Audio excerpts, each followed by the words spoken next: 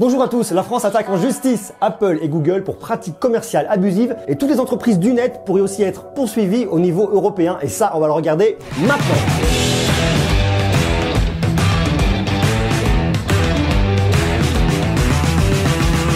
Le début d'année n'est pas très bon pour Apple. La fin d'année déjà c'est terminé avec des problèmes d'obsolescence programmée, problèmes qui ont continué début 2018 et cette fois-ci c'est l'État français qui s'attaque directement à Apple et à Google. Pourquoi ?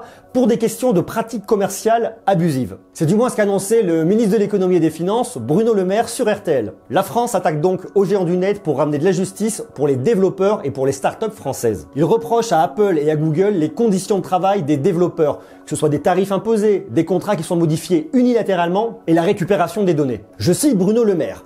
Je considère que Google et Apple, aussi puissants soient-ils, n'ont pas à traiter nos startups et nos développeurs de la manière dont ils le font aujourd'hui. Selon le ministre, il risquerait une sanction de plusieurs millions d'euros. Je continue toujours à citer Bruno Le Maire. Ma responsabilité, c'est d'être garant de l'ordre public économique. Il y a des règles, il y a une justice, elle doit être respectée. De plus, il a assuré continuer à se battre pour que les géants du numérique, que ce soit Google, Amazon, Apple, payent leurs impôts en France, ce qui aujourd'hui n'est globalement pas le cas. Je cite une fois de plus, je cite beaucoup aujourd'hui, je ne vois pas pourquoi une PME paierait ses impôts et pas Google ou Amazon en France. Il se bat donc sur deux fronts. Le premier, c'est effectivement une problématique plus intérieure, à savoir le traitement fait par Google et par Apple au niveau des développeurs et des startups qui travaillent sur les applications qu'on retrouve bien sûr sur l'App Store et sur le Play Store. Et de l'autre côté, au niveau européen, pour prendre un peu le lead, prendre la tête d'une action collective pour que tous les géants du net payent des impôts en France. Les géants du net qu'on appelle GAFA. Google, Amazon, Facebook,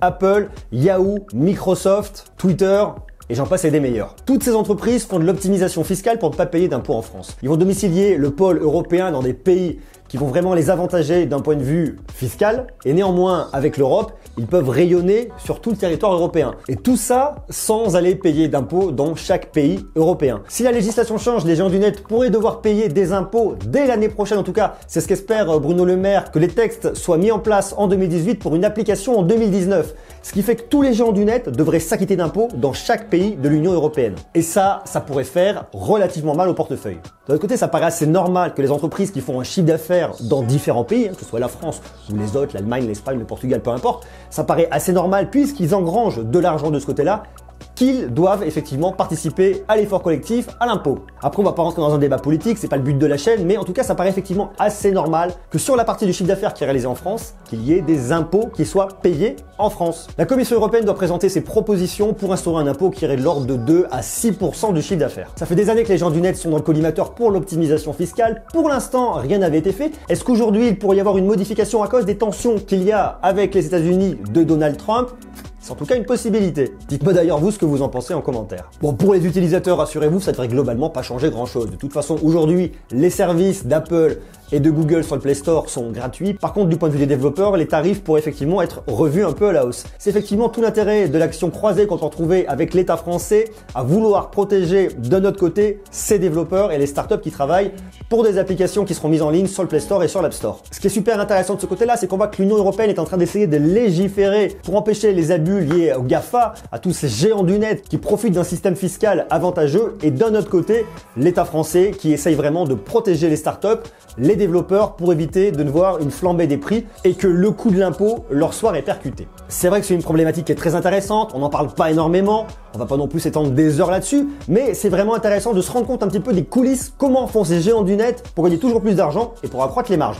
Donc dites-moi vous ce que vous en pensez, est-ce que vous êtes sensible à ces actions? Est-ce que vous trouvez que le gouvernement va dans le bon sens en voulant récupérer de l'impôt par rapport à les entreprises? Et est-ce que vous trouvez qu'ils ont raison de vouloir protéger les développeurs et les startups?